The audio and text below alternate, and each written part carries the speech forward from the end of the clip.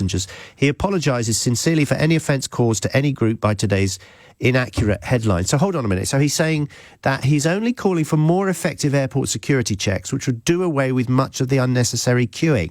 So I don't really understand. So what, you still want the checks, but you only want the checks on certain people? If you're a family, you don't need the checks?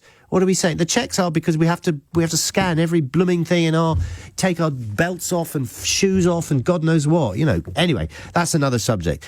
Mohammed Shafiq, thank you for being so patient. What do you make about this whole story? Has he apologised enough here or not really? Well, actually, Ian, I think you sum it up really well. That's not an apology.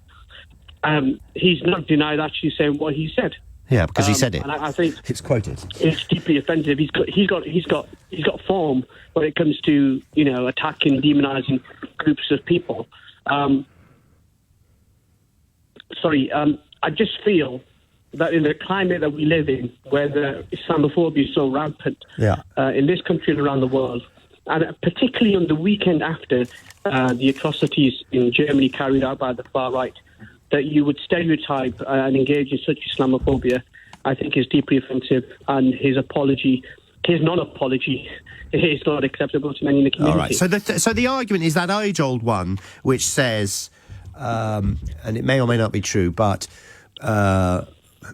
most Muslims aren't terrorists, but most terrorists are Muslims. What do you make of that kind of suggestion, which a lot of people actually believe in this day and age? Well, I just point out to you what happened in Germany and Hanoi. Yeah. Far-right terrorism is massively on the rise, deliberately targeting the Jewish community and the Muslim community. And, the largest victims of terrorism carried out by ISIS or Al-Qaeda or these other terrorist groups here are actually fellow Muslims. Yeah. They killed thousands, beheaded thousands in the Middle East, and they're responsible for the killing of so many different people. So actually, it's not one or the other. The fact remains terrorism and evil affects all communities. What you should not do is tarnish a whole community. So in terms of security at airports, it's something that's vitally important to protect our passengers and our planes and our safety. And that is something which, all of us are having to make a sacrifice to make sure that we're safe. And I think most people will support that. And listening to Majid doing his programme before mine earlier, he knows a lot more about this than me, but he was basically saying, but what does a Muslim look like? It could be Chechen, it could be Caucasian, it could be blonde living in the Balkans. It's you can't describe all Muslims as Arabic looking. Yeah, I think what Michael O'Leary wanted to really talk about was brown people. Yeah. That's who he's talking about. He's not talking about white converts, white Europeans who are Muslims. As you said, they come in many different ethnicities, different colours, and different backgrounds. And, it's got to be driven by keeping airports safe and passengers safe. And you do that by the security that is currently in place. It takes a bit longer, but we are... I think most people would, if you ask an ordinary person, are you happy about standing in a long line to security? No, you're probably not. But do you understand the reasons why it's being done, and do you appreciate that? Yes, you do. Yeah, OK. Well, stay on the line, Mohammed, because I want to get your reaction to our next guest. Colonel Richard Kemp is the former head of British forces in Afghanistan, former chair of COBRA. Thanks for joining us, as always, Richard. What do you think of Mr O'Leary's comments? Well, I can understand what he's saying. I think, effectively, the greatest threat we face in terms of terrorism in this country today is from Islamist terrorists, and most of them, not all, but most of them are males. And in the same way as when we faced a greater threat from Irish terrorists, we used to focus on, above all, on the people who represented the greatest threat. So without suggesting for a moment that everybody who is Muslim or male is a threat, I think it makes sense, if you've got a limited amount of resources, to use them where in terms of the people that are representing the greatest threat. But having said that, of course, there are it's a tough call as well, because if you focus too much on a particular group of people, then the ones who are trying to carry out attacks against us recognise that and find a way of getting around it. Sometimes there's always been, for many years, certainly since I can remember, there's been a big emphasis by Al-Qaeda and other related groups on trying to identify Islamic converts who are less easily recognised as being potentially problematic. Yeah. Do you think though that it's like profiling people, noticing people that you think might come under this banner just by the way they look?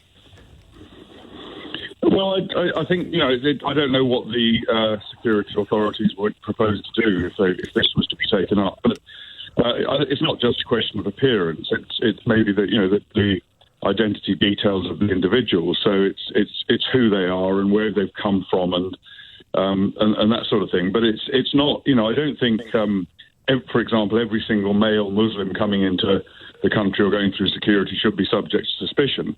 But I think when there are limited resources, they should be focused in the most effective possible way in order to reduce the threat of terrorism. Right. And actually, I would have thought the majority of Muslims in this country, as well as non-Muslims, would understand that because they're just as great targets for terrorist attack as non-Muslims. And in fact, Islamist extremists in general around the world end up killing more Muslims than they kill non-Muslims. Yeah. So it's protection of every category of citizen in this country and coming to this country. So, Mohammed, what do you think of that argument? It's actually protecting Muslims as well as everyone else. Well, I think the first point in response to Richard is around the fact that he has disregarded the huge threat from far-right extremism and the terrorism that is rampant in this country and across Europe. In the same week, we saw 8 people brutally killed because they happen to be Muslim by a far-right extremist. There are people on the right who want to marginalise that. You just saw that in the coverage. I mean, it pains me to say this, that we have a culture which says that we're just going to target one particular community because a threat comes from that. I've been at the front line of fighting terrorism in this country. We've received death threats personally by Al-Qaeda and Al-Shabaab for the work that we do. We're engaged in that because we think it's our civic duty and our religious duty to take on the extremists within our midst. And what it now requires is people in mainstream society, people like Richard and others who banging on about tackling extremism and terrorism from within the Muslim community, show the same passion and commitment towards tackling the threat from the far right. Because for too long, the language of the far right has become mainstream in our politics and in our media, and that needs to stop. OK, let's ask Richard that direct question. Would you show the same sentiment towards far right extremism, and how would you stop that at airports? Yeah, of course, it's as serious a threat in its own way as Islamic terrorists, although it's nothing like as large a scale as a problem. And I'm very happy to say that. But I would reject the suggestion that the terminology and the language of the far right has become mainstream in this country. This is an extremely tolerant country which rejects far right extremism, which rejects all forms of extremism. And in terms of airport security, I don't know of any, and maybe Mohammed can correct me, I don't know of any